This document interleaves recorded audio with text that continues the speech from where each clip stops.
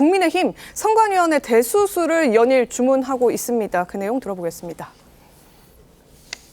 선관위가 어떠한 조사를 통해서 어떠한 의견을 내놔도 지금은 신뢰하지 못하고 있는 그런 상황이거든요. 그렇기 때문에 제3자에 의한 외과적 수술이 필요하다. 그것이 바로 특별 감사관법이다. 저는 그렇게 생각합니다.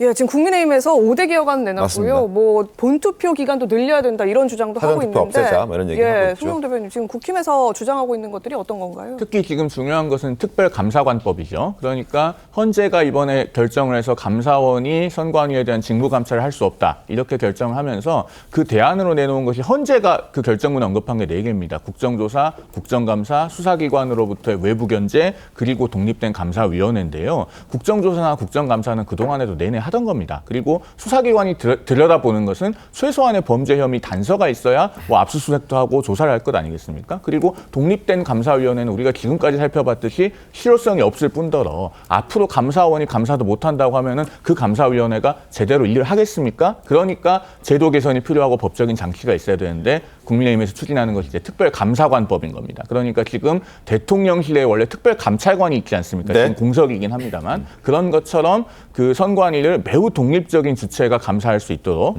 그런 특별한 감사관을 둬서 이 문제를 조금이나마 보완을 하는 것인데요. 조금 더 덧붙여서 말씀드리면은 저는 근본적으로는 여기에 대해서는 개헌이 필요하다고 생각합니다. 이제는 개헌을 해서 선관위와 같은 독립된 헌법기관도 모두 다 감사원이 성역 없이 감사하는데 아무런 제약이 없도록 헌법상 명확하게 할 필요가 있다. 그리고 이런 부분에 대해서는 제발 민주당에서도 개헌에 좀 적극적으로 호응하고 대안을 마련하는 태도가 필요하다. 그런 말씀도 아울러 드리겠습니다. 알겠습니다. 그리고 장동혁 의원 같은 경우에는 사전투표제에 대한 어떤 개정안을 냈습니다. 그러니까 사전투표 없애고 그리고 본투표를 좀 길게 가져가자, 뭐 토, 일, 월, 뭐 금, 토, 일, 뭐 이런 식으로 가져가자라는 입장의 어떤 법안도 발의를 했는데 어쨌든 이것 또한 논란의 거리는 있고 그리고 저희가 좀 상황을 좀 지켜봐야 될 부분은 충분히 있어 보입니다. 국민의힘에서는 이렇게 뭔가 개선하자, 바꾸자, 개헌까지 이야기가 나오고 있는 상황인데 어째 민주당에서는 조금 조용합니다. 자, 원론적 얘기가 나오고 있는데 전현희 의원의 목소리 들어보겠습니다.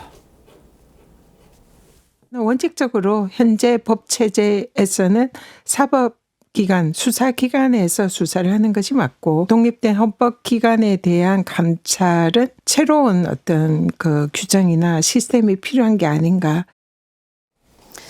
네, 전용기 의원은요, 헌재가 지금 감사원이 선관위 감찰할 권한 없다 이런 판결을 내리자마자 그 다음날 바로 선관위를 감사원법에 따른 감찰 대상 기구에서 제외시키는 감사원법 개정안을 또 내기도 해서 논란이 되기도 했습니다.